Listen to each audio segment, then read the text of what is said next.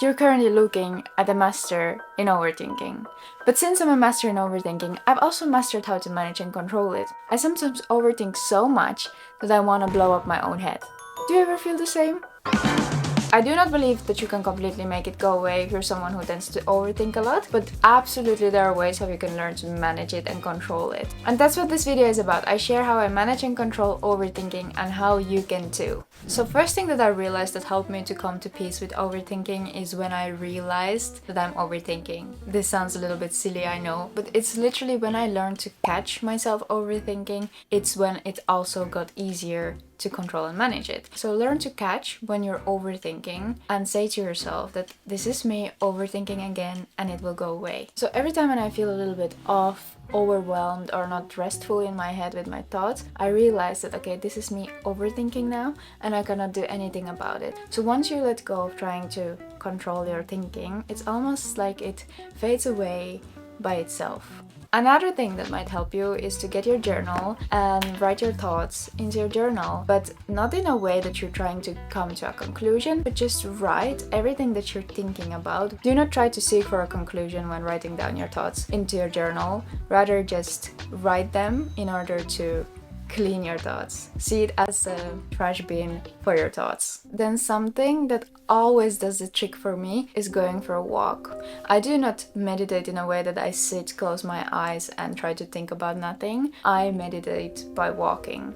Preferably in a forest. This is a very Finnish side of me. If you cannot go for a walk in a forest, then park will do as well. Walking has many health benefits, especially if you walk in a forest. I won't go into every health benefit of walking in this video. Studies show that walking in a forest is a great cure for mental health, but other than that, it also reduces stress, it calms your breathing and heart rate, it lowers blood pressure, it increases your ability to focus, it improves your mood, and it also releases calming hormones such as endorphins. And this allows us to be more focused and creative with our thoughts. That's great, right? And already just the act of walking, whether it be in forest or somewhere else, helps you to switch your brain from reactive to creative brain. And walking also helps you to gain perspective on what's actually going on, and it also gives you a chance to practice mindfulness and presence, being in a present moment, which is really helpful when overthinking, because usually we tend to overthink about things in the future or in the past, but when you can be mindful and practice presence, you force your brain to think only about the present. I love walking because it gives me so much peace with my thoughts when I tend to overthink. Next tip that might help you is to talk with someone. Having someone to spar with can help you to talk out your thoughts. This has the same kind of effect as if you would write your thoughts down, but for some people talking out your thoughts might be better than just writing them down, because it can be that if you just write down your thoughts, you can just end up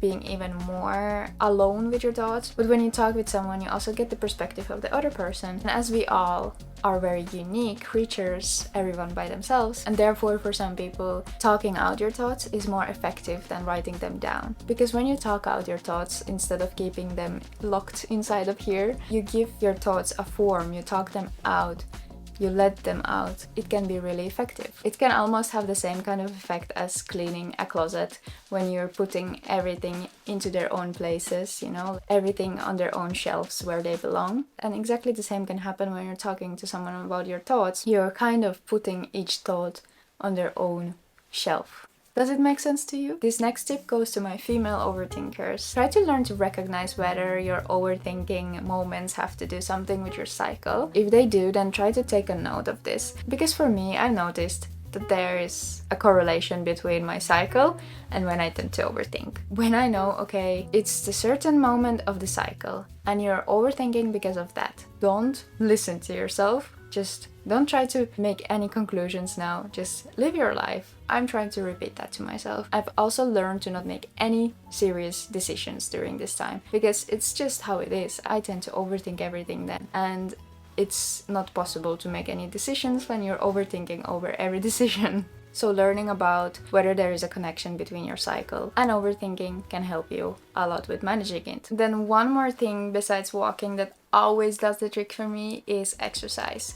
Exercise is a really great way to get out of your head, and especially when I'm having an overthinking session, I try to do aerobic exercise because it is the intensity of aerobic exercise that helps to produce endorphins, which produces a positive response in your body, and that's why you have such an euphoric moment after exercise. And that euphoric moment is something that makes you feel so great. When you are in that euphoric moment, euphoric feeling, your thoughts change and kind of you're not overthinking anymore. So the benefits of exercise are definitely not only physical, they're also mental, and that's one of the reasons why I even exercise. I know that some people find mindful yoga or calm yoga very beneficial in a form of an exercise, but for myself, I found the aerobic and intensive workout to be the best cure for overthinking. Here you need to find what works best for you, but I swear to my dog's name that if you implement exercising into your weekly routine, your overthinking will get much less. So if you implement these tips, I'm sure you will learn to manage and control your overthinking over time. As I mentioned, the first step is to learn to catch it and recognize when you're overthinking and say to yourself that, okay, I'm overthinking now, it's okay. Try to let go of trying to control your thinking and it will get better.